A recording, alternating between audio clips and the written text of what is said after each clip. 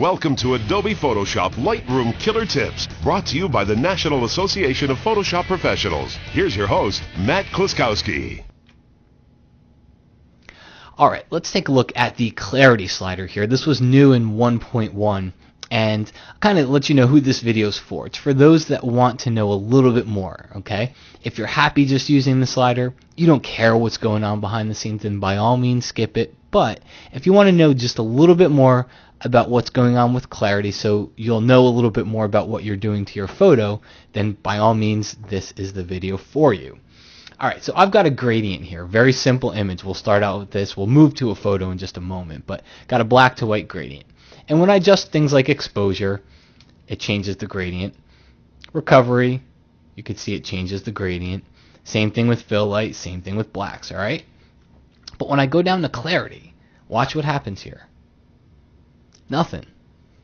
Alright, I'm moving it between 0 and 100, and nothing is really happening to our gradient here. Alright, so that's kind of telling us something right there, but let's switch to another image. And this is one I did in Photoshop, just a black to white gradient, but I added a posterized adjustment to it. Okay, and that's what gave me these edges. Now let's take a look. I'm going to zoom in here. Let's go to a 3:1 and really zoom in. Let's go to the dark areas inside the image here. Alright, I'm going to increase the clarity from 0 to 100.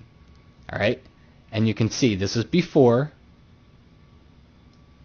and then that's at 100, and you can see a little bit happening here, but we're in the blacks, we're in the shadows. It's not really affecting that. Alright, now as we move into the midtones more, now let's drop it back down to 0, move it back to 100. See what's happening? It's kind of snapping along these edges and giving just a little bit more contrast, a little bit more punch to some of these already kind of high contrasted type of areas. And we saw what's happening because we saw when we just had the gradient, it didn't do anything. Alright, and now let's take a look at the highlights again. You'll see a little bit of a change here, but not too much.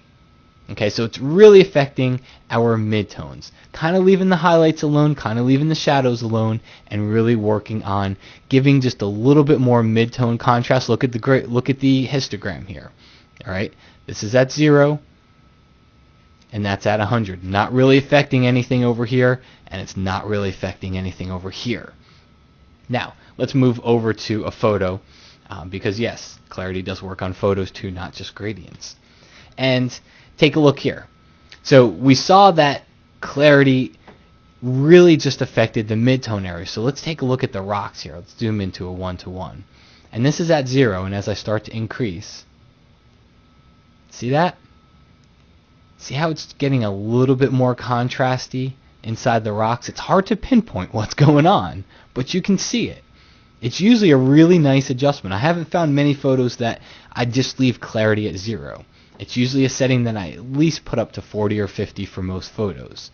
Alright, so 0, 100.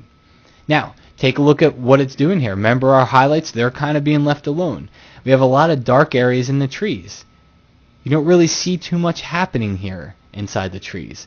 The biggest place that you see the adjustment here is happening right here in the mountains. And that's where a lot of the midtones in this photo happen to be. Alright, kind of leaving the sky alone, leaving the trees alone. Those are kind of dark, and it's really just happening in the midtones.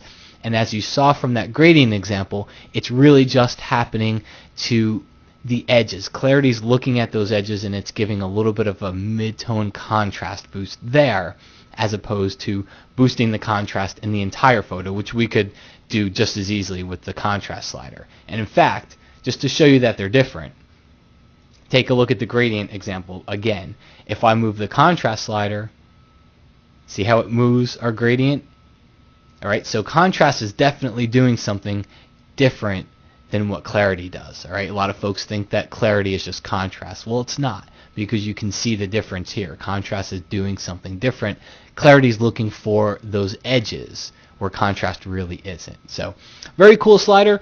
Absolutely do not need to know all of this. If you want to use it, just move it until your photo looks good. However, if you want a little bit more, then I think this is a great introduction for you as to what clarity is kind of doing behind the scenes.